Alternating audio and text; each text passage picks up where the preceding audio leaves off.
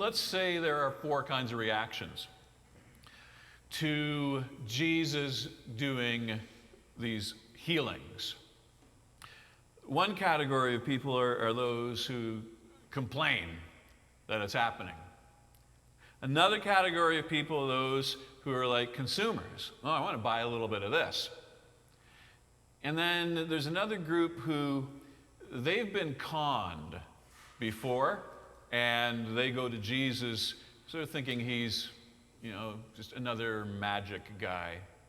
And then you have those who are amazed, which sounds great on the surface, but we'll get to that at the end of the sermon. These four groups of people are people who are not ready to follow Jesus. The readiness to follow Jesus, however, is getting these people to a point where they'll risk it all and they'll exercise their faith. So let's look at this story. We've got the two stories. You've got Jairus, needs his daughter healed, and you have this unnamed woman. And it's not uncommon in the Bible for the women to have no names. That's a reflection of the culture, and it influences us today. Men get names because they somehow have personhood. Women often don't.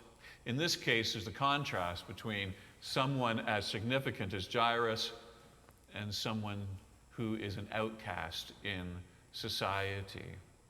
So the first story about Jairus is, we could call it the story of someone who's a complainer who becomes a consumer. So the complainer is someone who's always ready to be offended. Either you know someone or we've all been guilty of that. And Jairus is very offended by Jesus. Jairus, he's one of the head honchos. I don't know if he's the head honcho, but he's a ruler of the synagogue. And in an earlier healing story, the story includes details of the synagogue leaders being very angry with Jesus for talking as though he's God, telling people their sins are forgiven. Whoa, only God can do that. And what happens is these synagogue leaders, they get together with some political people and they conspire to take down Jesus. So it's important to note in the story, Jairus is out to get Jesus. He wants to take him down. He's a complainer. And then something happens. What happens? He has a medical emergency in his family. His daughter falls ill. And I think we can relate. We love our children so much that whatever we may have going on politically or religiously or whatever, when my kid gets sick, I'll accommodate whatever in order to make my kid healthy again. And so suddenly, from Jairus' perspective, Jesus is useful. And he seeks out Jesus to get a service that he wants. He's wealthy and he's influential. I've got the money. I'll approach Jesus. I'll pay anyone anything so that I can save my daughter. And so he's a consumer. He's just turning to the open market for someone who's going to provide him with a service. Well, that's not enough, being a consumer, because there's this calculated risk on Jairus' part. It's like, I'm wealthy, I'm influential, I'm desperate, but okay, what's the risk that I face if I go to Jesus and I ask him to heal my daughter? Well, the risk is the rest of my colleagues in the synagogue, the other religious rulers, are not going to be happy with me. How dare I platform this person who we're trying to shut down? But he's a dad and he's influential. He'll be able to explain it to them. He'll be able to say, but it's my daughter. You do the same thing. And who knows, maybe wait a little while and then help take him down. The risk of losing his influence, the risk of maybe losing his position, in his mind, when he does the calculus, when he runs the spreadsheet, it's worth it because my daughter could be healed. There's a calculated risk.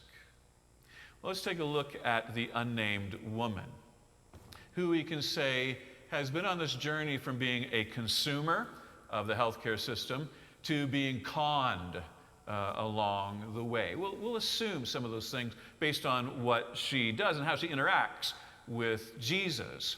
She's had a hemorrhage for 12 years, and she is desperate. She has tried everything and anyone who offers a cure. And in that day, you would, if a physician provides you with a service, you pay the physician. So imagine that this woman has burned through her life savings paying for physicians. Maybe she's burning through her family's life savings to find other solutions. But she's so desperate that, and you know how you can get when you'll do anything. She's turned to charlatans and magicians who come through town offering that elixir, their magic potions in order to cure whatever ails you. And Jesus, she sees coming through town. She's heard the stories. He must be a magician. Let's see if I can steal a cure from him. She has no money, so she can't just walk up to Jesus and say, hey, if I pay you, will you perform a miracle with me? No, she's got to sneak her way into the crowd when no one's paying attention, and because she's had other magicians and try their tricks, she's like, well, if I just touch this magician's cloak, maybe some magic will flow through to me, and then I can get out of the crowd. Nobody will know that I'm there. You got to understand the danger that she's facing in doing it.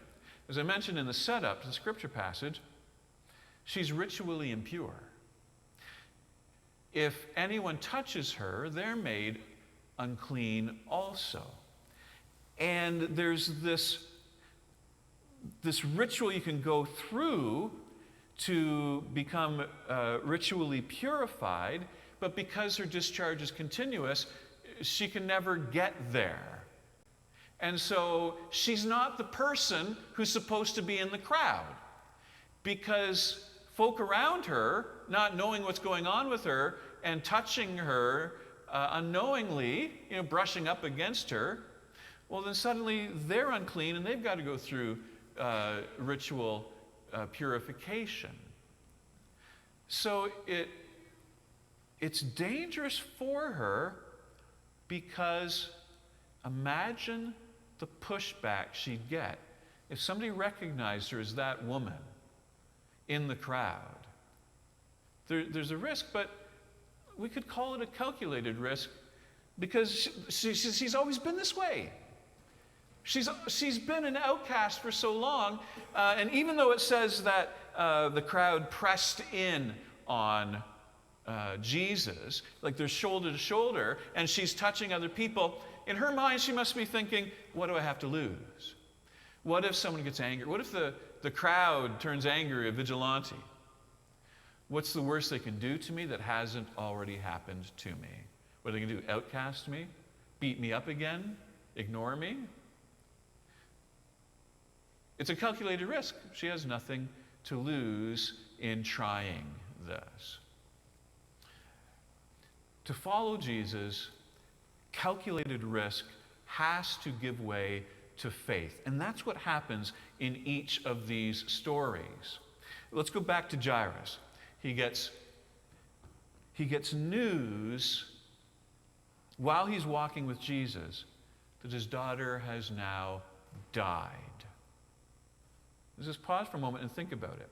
He was about to risk his credibility, his public stature, by getting a healing from Jesus. About to risk that, and then he finds out his daughter's dead.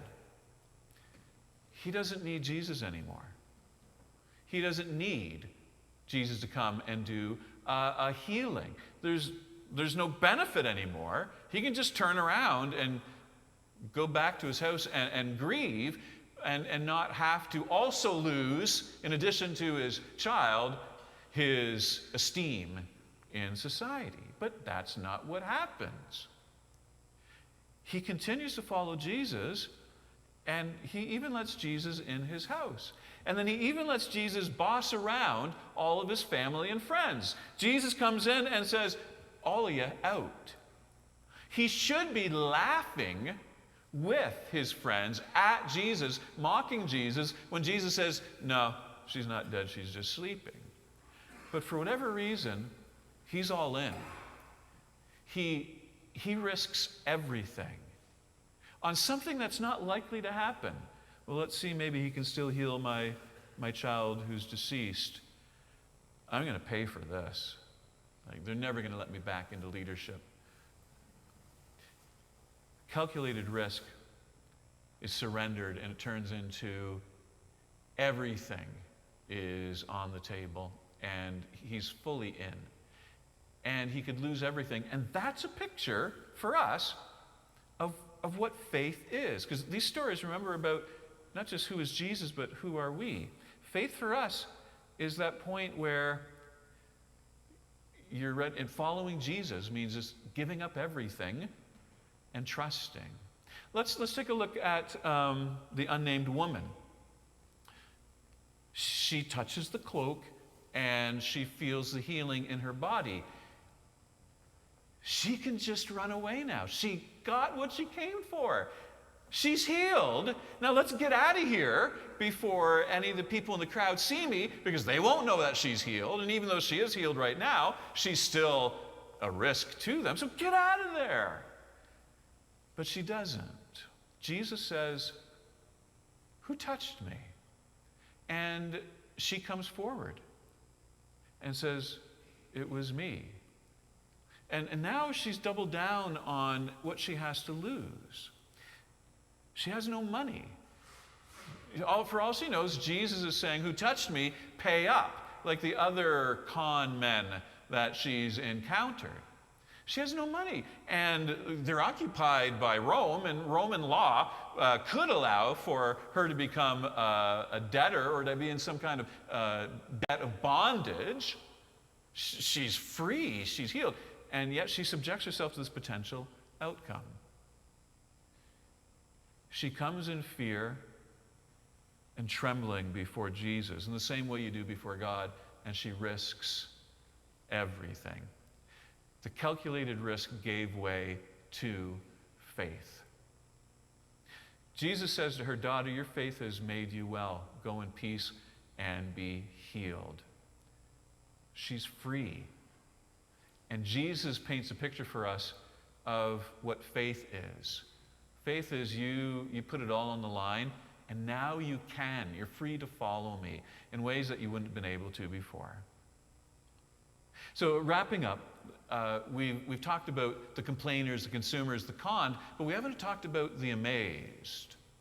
We haven't talked about the folk who, throughout many of these healing stories in this gospel, Jesus does a healing, and then the camera pans to the crowd, and they're just amazed. Their eyes are wide, and this is just fascinating. And yet amazed isn't enough. There's this curiosity about Jesus continually telling people who experience miracles, shh, don't tell anyone. Shh, keep this a secret. He strictly ordered them, after he healed Jairus' daughter. Like, talk about an advertising campaign that could come from that. He says, don't tell anyone. No one should know about this. Why? Why not let everybody know? And the point is pretty simple. Being amazed doesn't lead to faith. Being amazed, as wonderful as it is, as used to, religiosity is to encountering God and being amazed, being confounded. In Jesus Christ, there's this next bit. We can now have a relationship with the God who amazes us. Amazement doesn't mean relationship. It can just mean a positive experience that will drift away as you go back along your way. What Jesus wants instead is faith. Exercise the faith that God gives you. Give up, risk everything, and follow me. What is your life ready to risk? Not to simply be amazed, but to follow Jesus. Who are we? We are those people who are followers called to follow Jesus and risk it all. Amen.